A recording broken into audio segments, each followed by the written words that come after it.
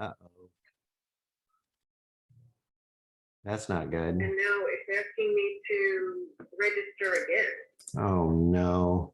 Why? I don't know how two of them got set up. Oh, what do I do? Should I? Now, it looks like. So which one did you get? 89893? Yes. Okay, so I'm logging you in.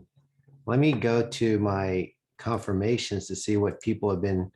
I can't believe, I don't know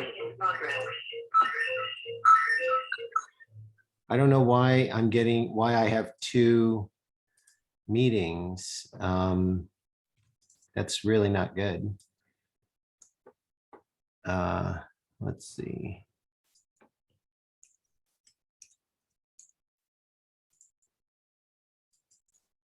So that's you logging in. And I think you're recording. Yeah. Is that okay? Yeah. I had one gentleman ask me about recording, but I expected to record once we got started. I just didn't know Gotcha. that you were recording us figuring things out.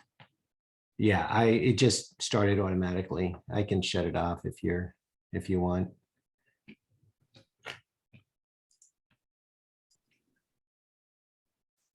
All right, good afternoon, everybody, and welcome to the Joys of Business Ownership webinar. I'm here, my name is Irving Chung. I'm a franchise consultant with FranChoice, and I'm here with my co-host, Nancy Abramson. And we're happy to speak to you about the joys of business ownership. So what we're going to cover are just some thoughts and considerations as you think about making that transition from employee to employer. And then I'm going to be talking about some of the key values of franchising as an alternative to business ownership. So Nancy, please introduce yourself and let's get started. Thank you so much.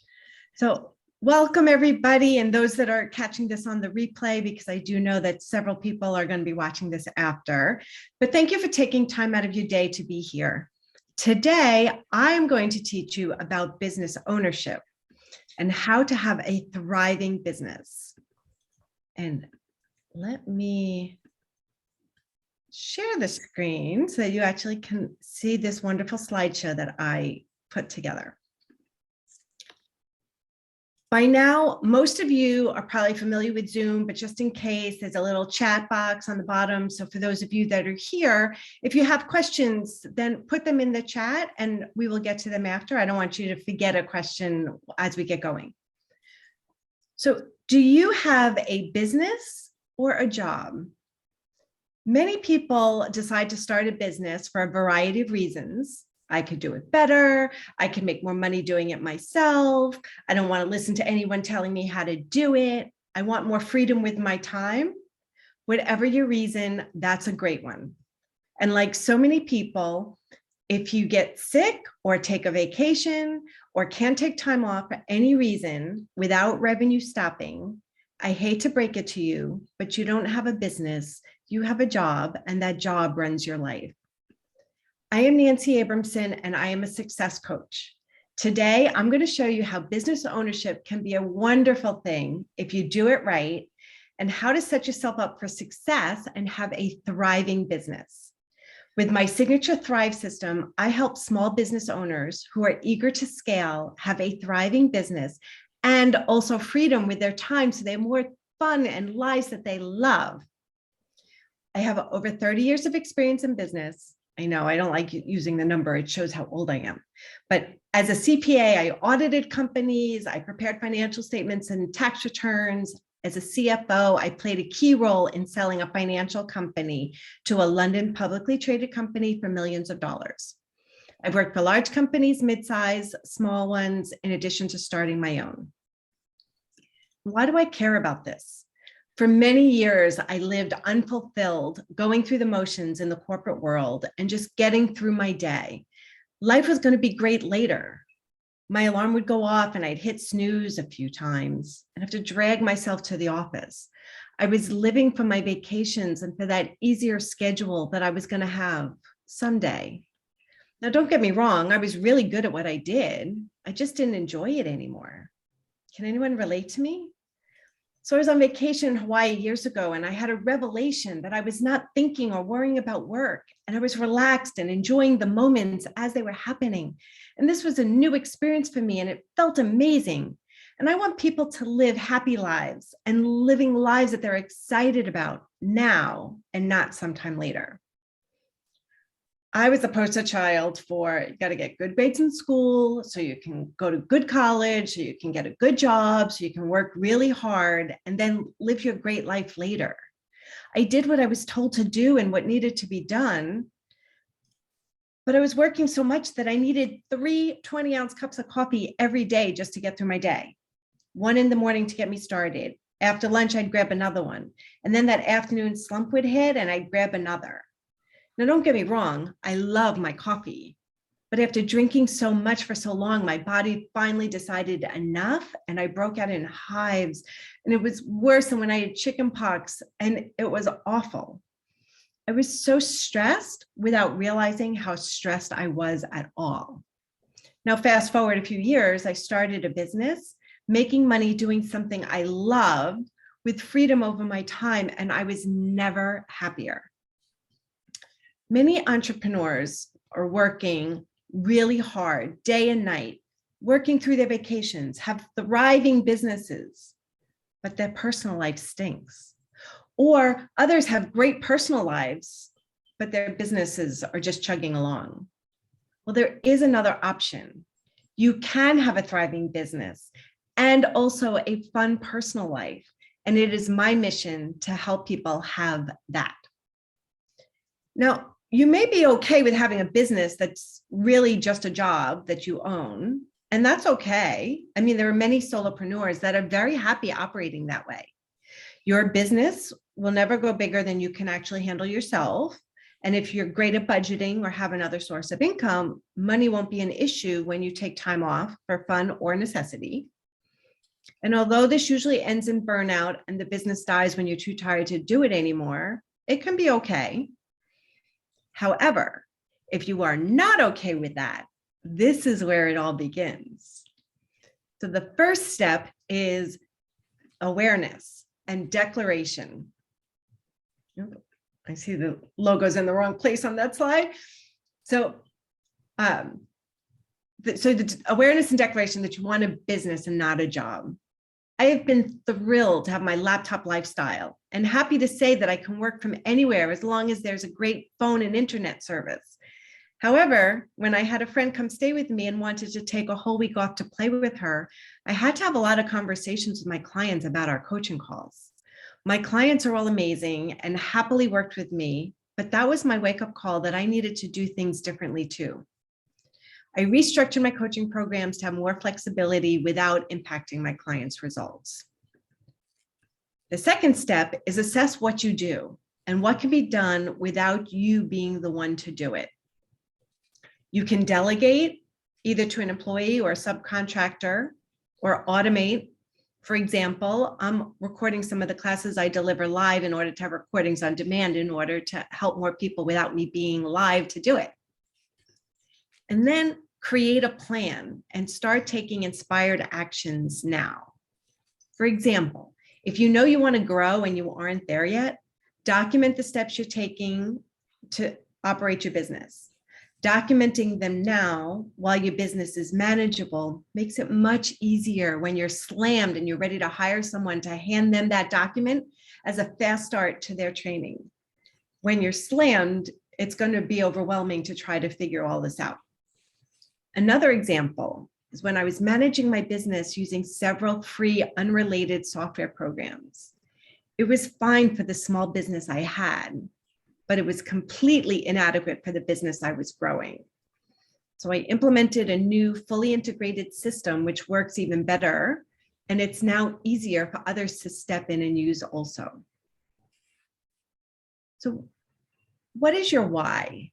Let's go back to why did you start your business? Or why would you like to have your own business? What's your motivation? Is it to make more money? What do you want that money for?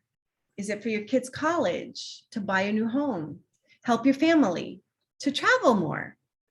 Is it to have more freedom with your time? What do you want that time for? Will you travel? Go to more of your kids' activities? Is it to make an impact helping people?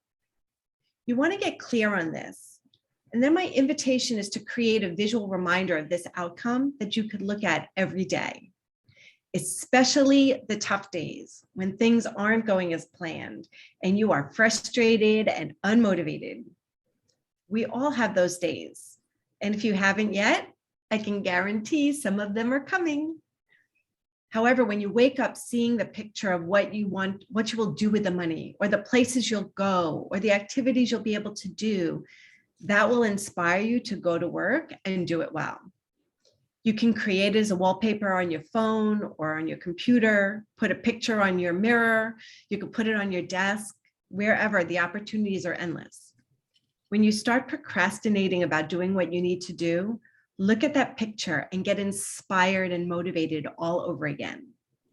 Although, a side note, if you're procrastinating on making sales calls, my invitation is not to think about yourself and your motivation, but rather think about them, your ideal client, and what are they struggling with, and that you might have the solution to their pain so that you get inspired to help them. Next, have the end in mind. Most business owners don't operate with that end in mind. They work really hard doing their thing and hope that their business continues to do well and it'll grow. And I assert that if you have the end in mind, whether it is to eventually sell your business, grow it, take it public, grow it and keep it privately held, you will create processes and structures now to be able to achieve that later. It's like your GPS in your car. If you don't enter a direction, how will you get there? You may get there accidentally, and I guarantee it will take you much longer. So if you know you want to grow your business, you will plan for how to make enough money to grow your team. What trainings do you need to have in place? What systems will you need? And so on. It is critical to know your numbers so you can grow your business. And there is a huge difference between being very busy and being productive. Being busy will keep you broke, while being productive will bring you profits. Most of the time, people are out there working hard every day, being very busy, like throwing spaghetti against the wall and hoping it will stick, hope that at the end of the year, they will have made a profit. I meet so many business owners who operate their business based on the balance in their bank account, which is not effective nor a powerful way to grow a business. Do you plan for profits? Do you have a budget? People often have a negative feeling when I say that word. It's not a bad word. With a budget, you can see if all goes as you expect, will you have money left over after you've paid all of your expenses? With a customized plan, I help my clients make more money. I help you grow your business by knowing your numbers. When I work with my clients, I make it and I show them it's not scary, or bad. Why is there?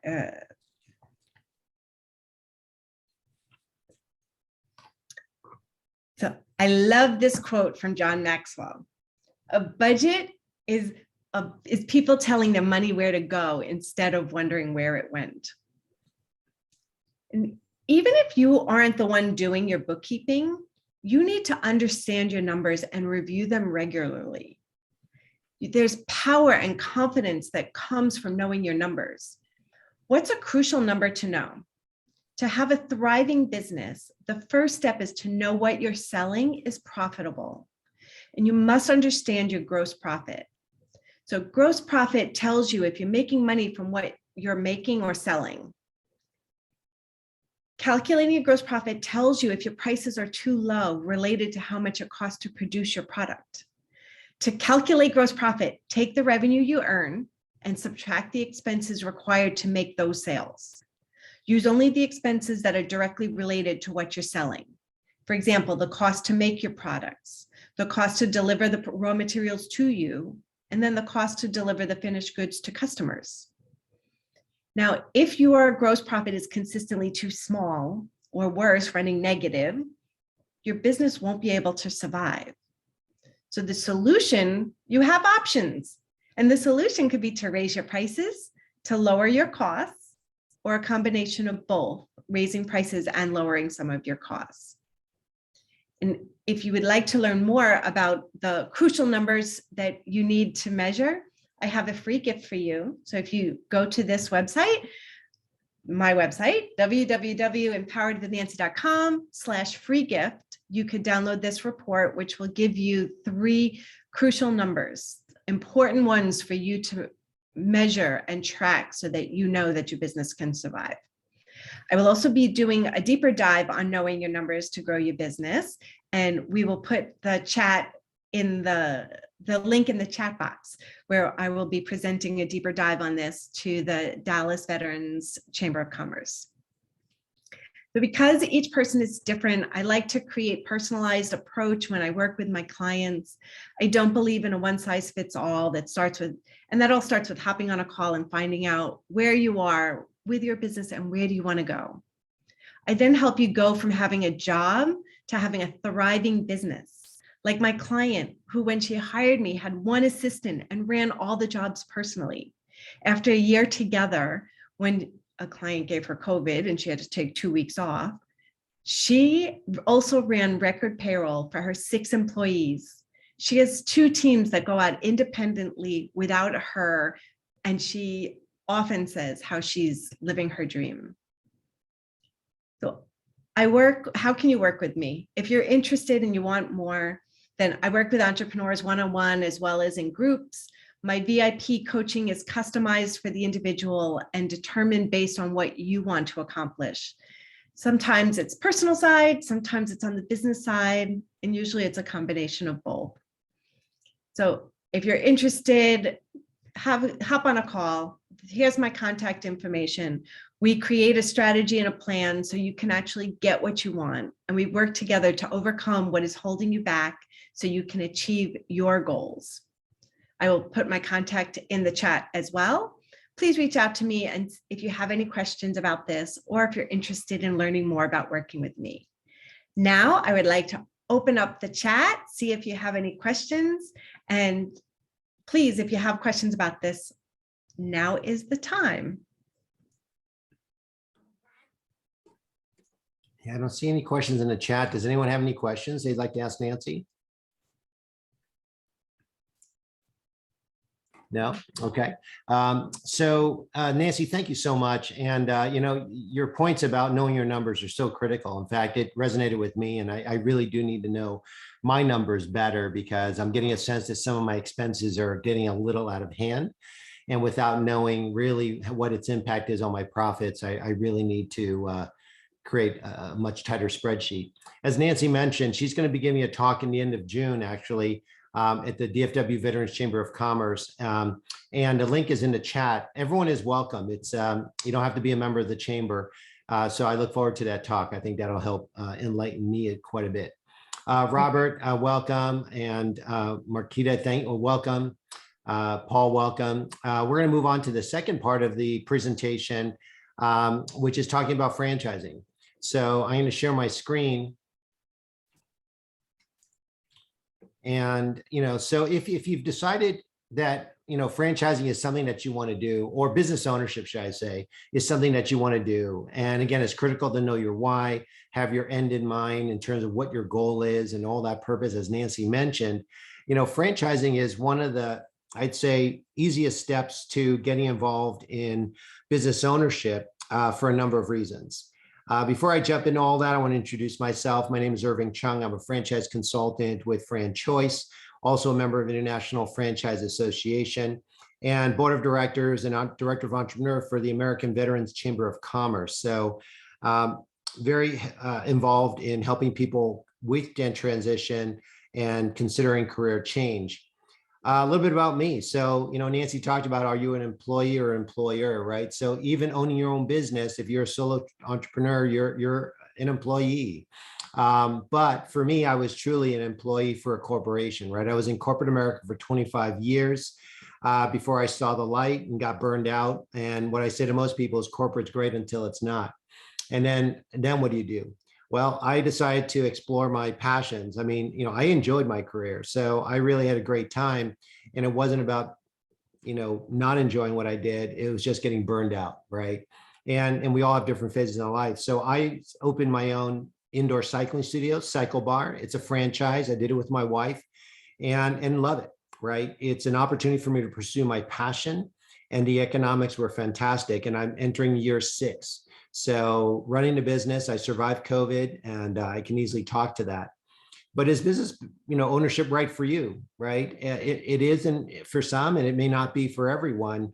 The benefits are huge, right? I mean, the typical benefits you think about in terms of being, a business owner is being your own boss, right? Not having to answer to anybody, not have to ask for permissions, days off, vacation, seeing your kid's orchestra concert, which results in flexibility of time. I tell you, once I started my own business, I never once missed any of my kids' orchestra concerts or sport events. It became a priority. I didn't have to ask for permission off. I didn't have to rush out of a meeting to try to make it on time and rush back for another meeting. It was all something that I was able to prioritize in my life, which results in a greater quality of life. One of the key things that as a business owner really is that you have control over your calendar. You have control over responsibilities you want to take on in your business and which ones you want to hire for, right? It could be things that you're not good at, things that you don't enjoy doing, things that don't give you flexibility and control. So that results in quality of life. Owning your own business gives you an opportunity to truly pursue a passion. Like Nancy talked about, you might find yourself waking up unmotivated and kind of, disenchanted with the world, with work, with life. Part of it is because most of us end up working for a paycheck versus really working for a passion or a goal. When you own a business, passions can be defined in many ways, right? I decided to open an indoor cycling studio because I have a passion for fitness, a passion for helping others improve their life, passion for cycling, all that came together, and also passion to own my own business. Any one of those goals are justifiable passions. Just wanting to own a business and growing a successful business is plenty of passion enough. Status, there is status to owning a business. I mean, because often it generates wealth. Being a business owner, you have control and power to make decisions, power to change people's lives. There's status involved with that. And of course, the wealth part is, why most of us want to get into it. We're here to make some money and we're here to create a better quality of life. And the reality is it often takes money to do that, right? It's not the end all and be all, but it certainly helps. So, are you ready for business ownership? Questions to ask yourself, are you ready to take on a responsibility? I mean, at the end of the day, when you're the employer, not the employee, the buck stops with you. You have to make all the decisions. You have to make, step up if somebody doesn't show up. You have to, really push through the hard times, right? Because you're driving the ship here. Are you willing to follow a system? Now that's specific to franchising. Franchise businesses, what you're buying is a proven system. And oftentimes people ask me the question, what makes a franchisee fail? The answer is pretty simple. It's not following the system, because that's what you bought. If you have a proven model that works and they're going to teach you the model to be successful, why wouldn't you follow it, right? So really, you need to be open-minded about learning it and following it. Now, as a business owner, there's rooms to tweak it. There's rooms to improve it. But generally, the model, is the answer to running a successful business. Do you enjoy dealing with people? I mean, that's a must, right? Whether it's employees or customers, you're going to be dealing with people, right? As Nancy mentioned, if you're a solo entrepreneur, you may not be dealing with employees, but you're dealing with customers, right? Because somebody has to pay you and someone has to buy your services. Can you afford a franchise or a business, right? So this is a broader question. It takes money to make money, unfortunately. And, the worst thing to do is actually buy a business that's beyond your budget, because, not having sufficient funds to support your business is one of the number one reasons people go out of business. So I work with people to understand and conduct some financial planning to make sure that, their budgets are appropriate for the business they want to get into. And the last but not least is the product or service you're looking to get into something you can embrace, right? Is it something you believe in, something, you have conviction for? Because if you don't believe in it, it's not going to be successful. I mean, every business requires sales. I mean, it's altruistic as it may sound in terms of senior care, helping somebody live independently in their own home sounds wonderful. You're selling to family and that patient on choosing you as the best provider for them, right? So we all have to represent our business with confidence, and you only do that if you really can embrace and believe in your service. So why franchising? Franchising, I mean, we look at the grandfather of franchises, McDonald's, right? Back in 1961. I mean, why is franchising great? Franchise is great because it's a proven model. Most people, and I'll talk about this in a few minutes, are afraid to get into their own business because of risk and fear. So what helps mitigate that is the fact that you're buying a proven model. All franchises start with an original concept. Somebody creates a business, either a unique way to deliver things, a new product, a variety of ways they can offer services in a franchise.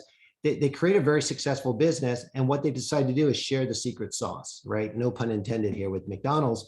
But when you learn to see the proven business model, there's some predictability there. You get a business partner. All the franchises in my portfolio, have a full executive team behind them.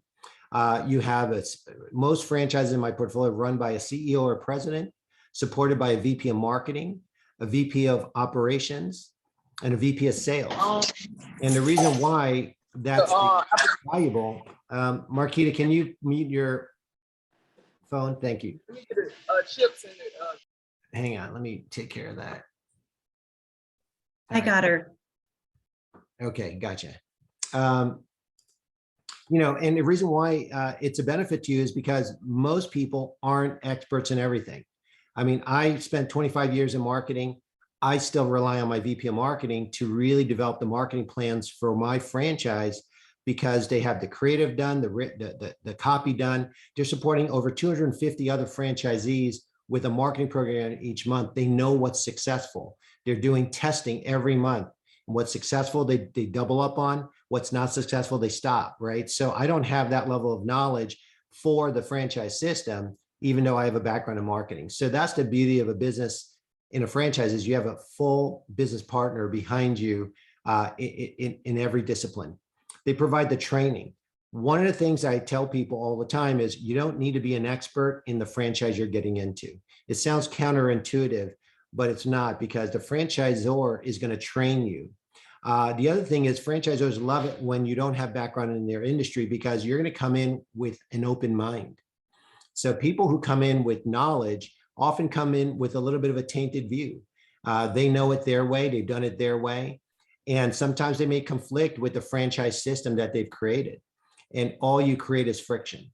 So oftentimes, most franchisors really appreciate it when you come in without any experience, because you're coming in with more of an open mind, more of a willingness to learn, because you don't come in feeling like you know everything. The other great thing about a franchise is there's existing operating systems. And that often is the linchpin and the key to success compared to most mom and pop businesses. If you think about most mom and pops, they don't have, $80,000 to $100,000 to develop a calendaring system, a communication system for customer relationships. When you think about some of the best services that you work with, you'll get a confirmation saying, hey, thanks for your appointment. We'll see you at 2:00 Thursday, right? 30 minutes before it says, hey, Joe's on his way. He'll be there in 30 minutes. Hey, Joe's at your front door. He's about to start services. Hey, thanks so much for your service. I mean, all that is based on operating systems that are developed by the franchise or providing more efficient operations, better communication with the customer. I tell you, this past fall or spring, I had a water heater problem in my studio. I called the plumber I've worked with for the last 5 years, didn't answer the phone. I called another one, didn't answer the phone. Called a third one, didn't answer the phone. Called a fourth one, finally answered the phone. but wouldn't return, couldn't commit to me and couldn't find the parts. Fifth one answered the phone, committed to me, found the parts, came and did the work. Took me 5 plumbers to get someone to come in. And this is after talking to the first one who has worked with me for 5 years. He still hasn't called me back, and it's been 4 months. So what will not happen when you work with a franchise system is often they have call centers that will answer the call on the first dial. They'll process that for you. You have existing operating systems and support, right? Buying power. That's the other thing is like in my cycle bar, there's over 250 cycle bars in the country. In fact, in the world, because they just expanded to the UK and Australia. And our prices get cheaper because they're buying in bulk. They're also they're also purchasing equipment that most people can't get because they have buying power. So with my exercise bikes, you might have heard that there was a huge shortage due to the pandemic, everyone buying them up. Well, our franchise actually secured hundreds of bikes for us as franchisees so that when we were ready to start, we had access to bikes. Marketing, as I mentioned, that's one of the biggest strengths. So I describe franchises as rocket ships, right? And the only thing to make a rocket ship grow and move is marketing, is advertising. That's the fuel to your business. Franchisors will handle the marketing for you in terms of giving you recommendations, marketing plans, and the ability to really grow and generate leads, right? That's the key to growth. Ongoing support. I'm going on year 6. I have access to every executive at Cycle Bar when I need them. If there's a unique challenge, I have their phone number and their cell phone. They have weekly and monthly calls. They're here to support me throughout the whole process. Innovation. There was never a greater need for innovation than when the pandemic hit.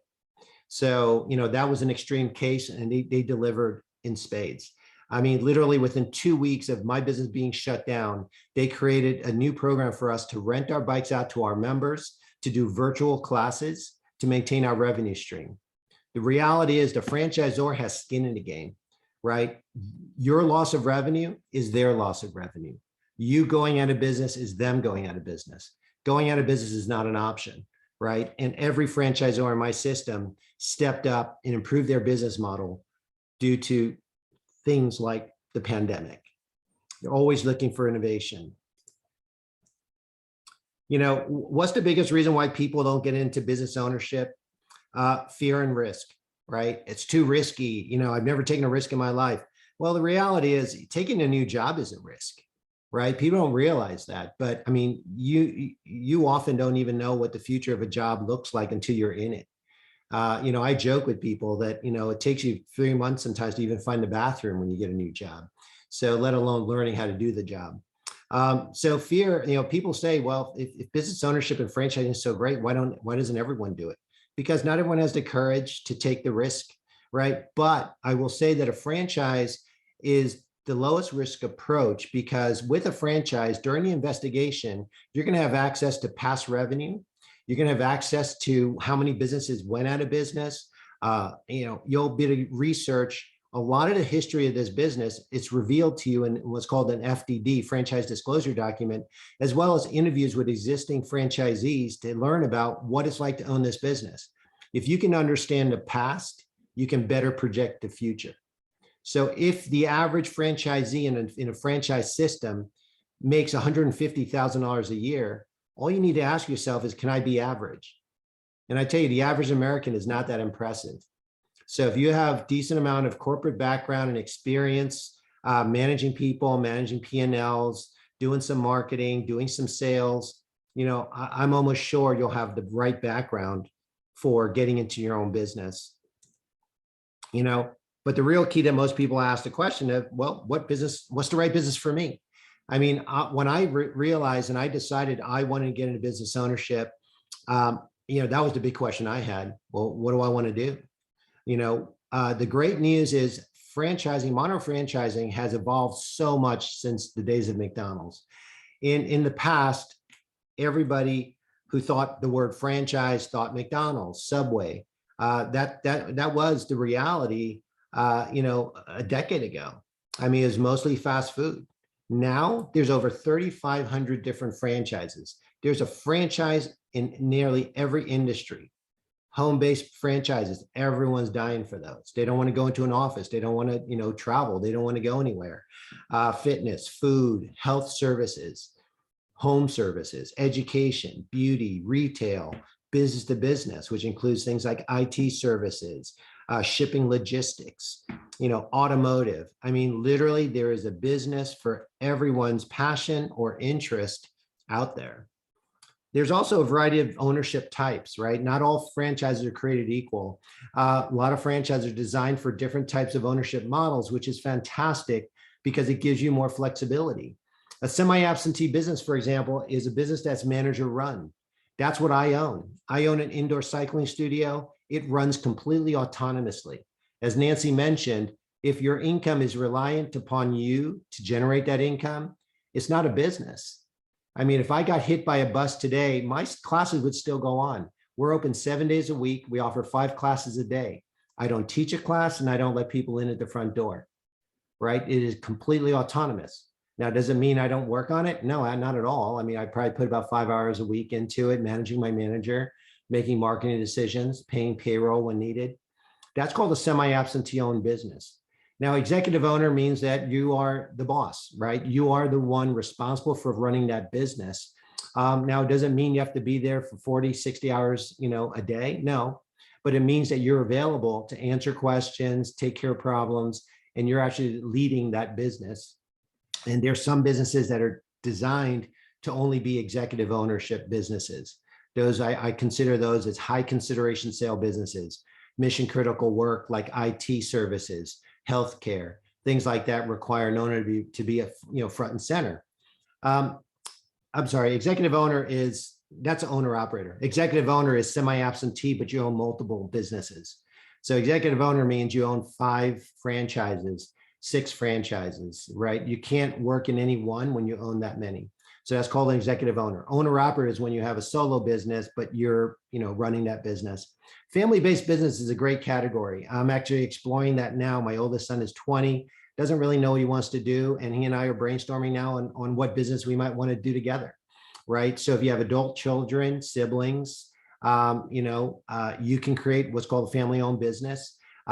This also called a legacy business. So if you want to create a business that you want to pass on to your kids, that's a legacy business. A lot of people have that aspiration, right? When you have a job, once your job is done, that's it, right? Maybe you save for your kids, maybe not, right? But there's really not much you can pass on to your kids when you just have a job. Pre-retirement, I'm working with a gentleman now who's 60. He's like, I have 5 more years. I want to create a franchise business that can continue to pay me after I retire. That's a fantastic strategy. He's looking at a semi-absentee business. So he can make the same 6 figures he's making now, working 40 to 60 hours, traveling for a sales job. In 5 years, he'll grow a business that will allow him to make the same money working 20 hours a month, right? 5 hours a week. I mean, that's not a bad proposition. So what's the best franchise? Well, there are a couple of key characteristics I want people to think about, right? In picking the best franchise is very personal, right? It has to do with 3 categories of consideration. Economics.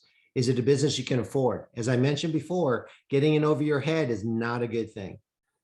You'll be out of business before you're in business. Will it generate the returns I want? I mean, like I said before, we're in it to build wealth, right? We're not in it for fun. Some are, but most aren't. If it's not going to make the money you want, don't pursue it. Some franchises cap out at 5-figure incomes. Some cap at 6. Some have no cap at all, right? So those are conversations we can have in terms of, can you afford it? Is it going to generate the income I want? Conviction. You got to believe in a product or service that you're going to be representing and delivering. Is it something you'll be good at? I mean, if you don't have the patience to deal with families on emotional topics and you don't like old people, do not get into senior care, right? If you don't believe in vaping, you think it's bad for your health, there's no way you can sell it with sincerity if you own a vape shop. Just don't do it, right? You compromise your own values. And again, if you just do it for the money, then you're going to really compromise your values, right? Are you going to be good at it, right? If there's a business that is nothing but sales, I have a shipping logistics company. all you're doing is meeting with small businesses and selling them on a better way to ship. If you don't like selling, don't do that business. Passion, that's the grayest area, but it's the most personal. Is it a category of business you're going to enjoy? Right? Is it going to achieve your personal goals? I mean, passion can be defined either in something you enjoy doing, feel as a value in your community, bringing jobs to your community. It could be simply personal goal, wanting to own a successful business. That is sufficient enough, right? As long as the other two criteria, are delivered on. So there's a lot of ways to define passion. How do I, pay for it? Well, there's three areas of costs that you need to understand, right? Franchise fee is one, build out and startup equipment, and then working capital. Whenever you begin investigating franchises, make sure you look at the full picture, because oftentimes franchisor will say, oh, our franchise fee is only $30,000. Well, that's great. Sounds really cheap. Well, then you have two other buckets of money you need to worry about, right? So just be aware of that. How do I fund my business? There's lots of ways to fund, right? Savings is key. Cash is king. Cash the reality is most people don't pay for their entire business in cash, but cash will allow you to qualify for things like SBA loans, right? So, cash is always important. You need a certain amount of cash, a certain minimum amount of cash. Home equity loans are very popular now. I was talking to a lot of people about their 2.5% home mortgages. You can't get a business loan for 2.5%. If you have equity in your home, it's a great way to get a really cheap loan. Partners and investors, a lot of people have rich friends who don't want to run a business but have money to invest. Rich families, that rich uncle, all these are great people to talk to. SBA loans are probably the most popular in terms of getting a bank loan. You cannot get a commercial bank loan without it being backed by the Small Business Administration. A lot of options there, minimal cash requirements. There's something called an express loan for below 150, something called a 7A loan above 200.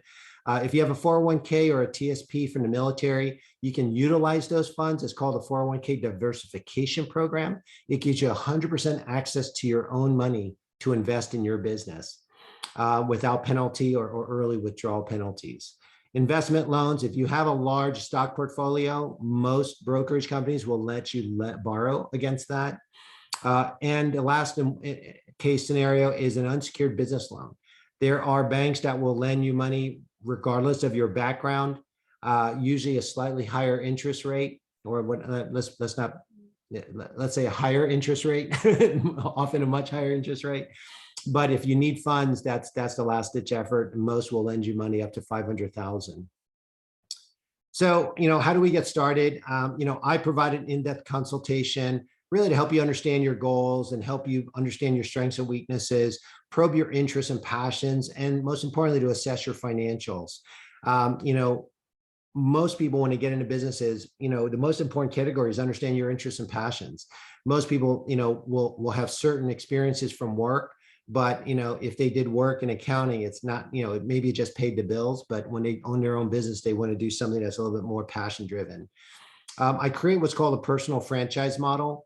It's a summary of key things that are important to you. And I use that to as a filter to look at the thousands of businesses I have in my portfolio to pick the top, 3 or 4 that match your background. That's going to make, probably be the most successful for you based on what you're looking for.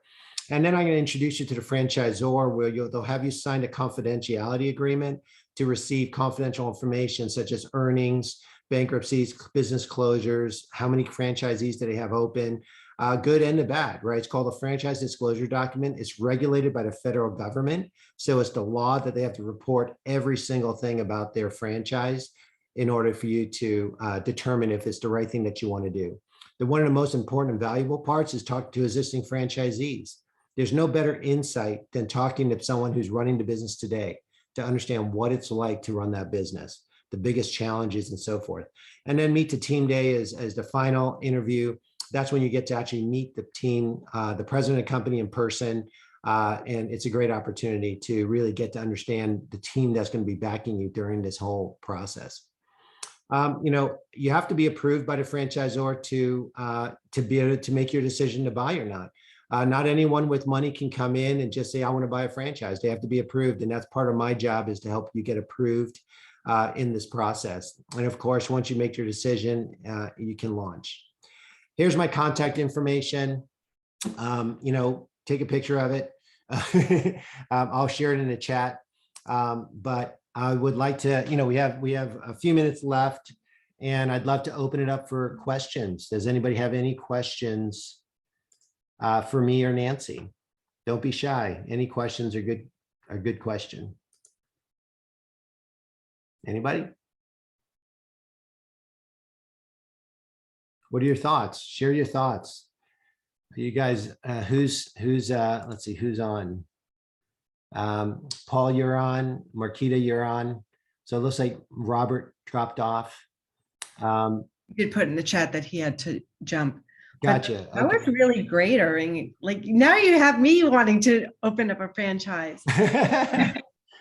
But this was, it was such a great overlap, because so much of what I teach and work with my clients is similar to what you just taught about. And when you said that following a system, it's not just for franchises, it's for all businesses. If you want your business to continue to grow, you're just creating your own system versus having one given to you from a franchise. That's true. Yeah, you have to learn what, like you said, what makes you money, what works, what's going to be the most efficient solution, and then continue to do that, right? Continue to assess and refine. That's important. And even as in a franchise system, even though you're following a system, your local business is your own. It is relevant to your current customer base. What type of customer do you have coming in, your climate, your environment, and all that has to be adapted to. So, as a franchisee, with your own business, you have room to adapt. In fact, you're going to have to adapt it, to survive for the most part, which means staying in touch and understanding your customers. So it's amazing how many people don't go back and assess. They're so busy. So many business owners just are so busy doing their thing, and day to day, what do they have to do? What are the tasks, and that they don't take a step back and look at their KPIs or assess, like, how is the business actually doing? Yeah, for everyone who's on here, there's a great book. It's called The E-Myth. And the E-Myth is about working in your business versus working on your business, right? And working in your business means that you're so deep into details that you can't see the big picture. And the real key to growth, as Nancy's alluded to, is stay back, understand the big picture, focus on the big picture, which is growth, right? It's about employee management, marketing management, customer management, right? And of course, numbers management, right? Knowing what's profitable, what's not, controlling expenses. That's really what I recommend that book to all my clients too. Yeah, it's a fabulous book, because it says if you're stuck in the weeds and you're busy, being the technician, fixing pipes, or being in the market to, drive trailers around, I mean, you're not focusing on the big picture. And that's what employees are for. So anyway, I want to thank everybody for joining us today. I'm going to open it up for one last chance for questions or comments. Marquita and Paul, you and I are working together. So I look forward to continuing speaking with you both about, franchise businesses. If any of you have any questions, again, you have Nancy's information, my information. Please feel free to follow up with both of us individually. And if you are available the end of June, last Friday of June, please join us for that talk on knowing your numbers with the Dallas Veterans Chamber of Commerce. It's going to be a great resource for everyone. So if anyone wants to receive the recording of this, email me, let me know. I guess I'll share it with everyone who registered. And again, if you have any questions in the future, please don't hesitate to contact either Nancy or myself.